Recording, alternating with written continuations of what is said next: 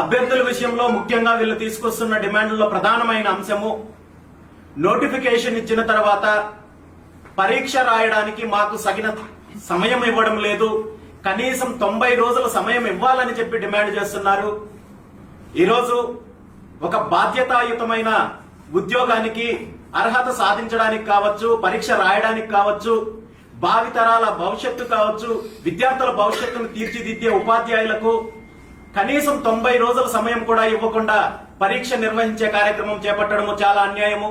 ఇప్పటికీ గత 7 సంవత్సరాల నుండి డిఎస్సి నోటిఫికేషన్ ఇవ్వకుండా ఉన్నప్పటికీ కూడా అభ్యర్థులు వేచి ఉన్నారు. మరి ఇప్పుడు హడావుడిగా తక్కువ సమయం ఇచ్చి పూర్తి స్థాయిలో ప్రిపేర్ అవ్వడానికి అవకాశం లేకుండా చేయడం అనేది చాలా దారుణమైన విషయము.